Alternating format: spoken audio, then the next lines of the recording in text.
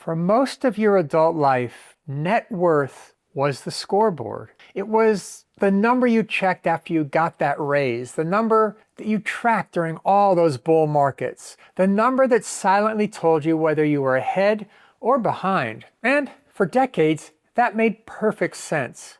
A higher net worth usually meant that you were saving consistently, investing responsibly, and building towards freedom. Let's face it, it was simple, it was motivating, it worked. But here's what almost no one prepares you for.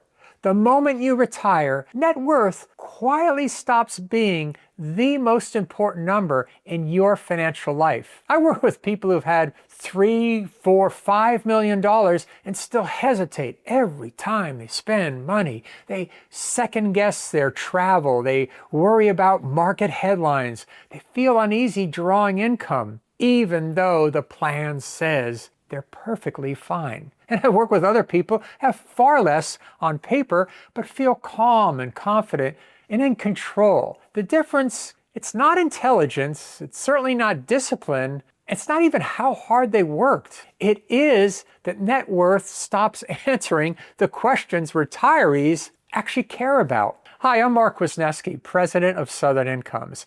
I help pre-retirees and retirees turn their life savings into clear, sustainable retirement income with plans that account for taxes, market uncertainty, and real-world spending, not just balances that show up on your statement. If you find this helpful, make sure to like and subscribe. And if you want help building a retirement income plan that actually fits your life, not just your net worth, you can book a time with me using the link in the description. Because once the paychecks stop, the real question isn't about how much you're worth, it's how confidently you could live on what you've already built. Part 1.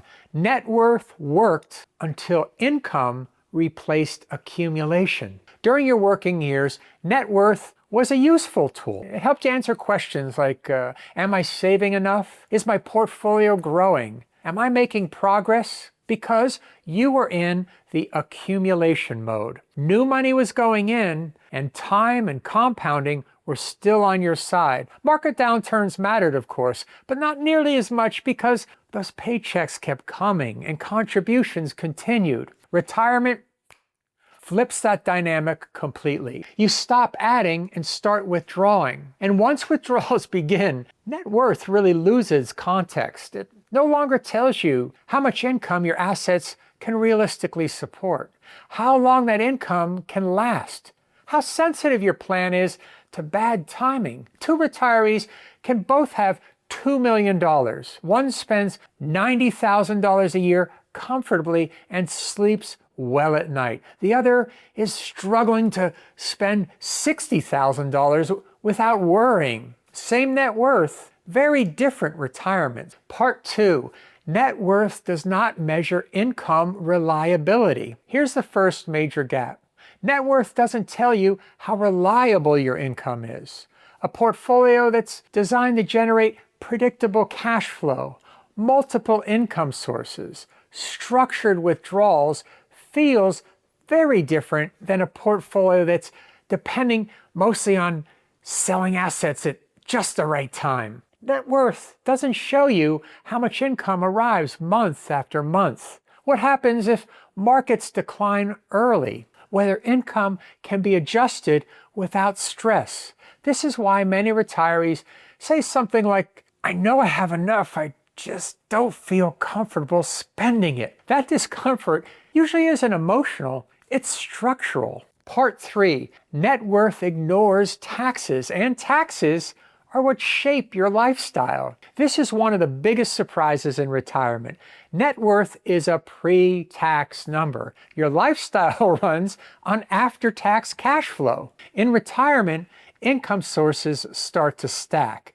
Social Security, retirement account withdrawals, investment income, pensions, and that interaction can push you into higher tax brackets. Increase how much of your Social Security is going to be taxed. Raise your Medicare premiums over time. Reduce what actually lands in your checking account. None of that shows up on a net worth statement. I've seen retirees with strong balances feel squeezed, not because they overspend, but because taxes silently take more than expected.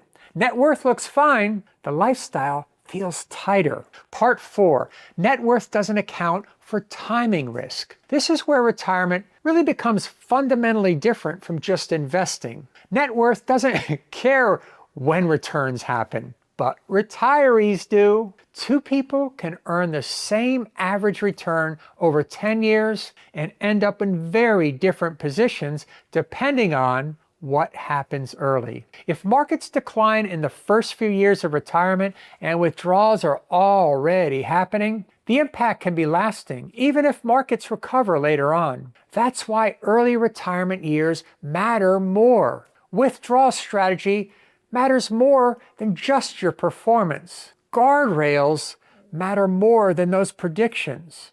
Net worth can recover and can still fail as an income engine if timing isn't managed carefully. Part 5, net worth doesn't tell you how much control you have. Control is freedom in retirement.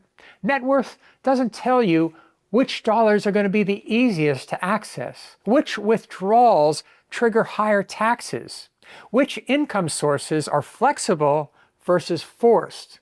Some retirees feel trapped by their own assets. They have money, but accessing it feels expensive or risky or just permanent. Others can adjust income year by year, manage their taxes deliberately, increase or reduce withdrawals without panicking.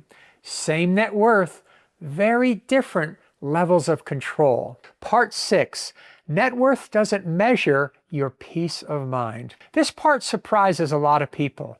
Peace does not come from a bigger number. It really comes from clearness. And that's knowing your income is going to be covered. Your taxes are planned for.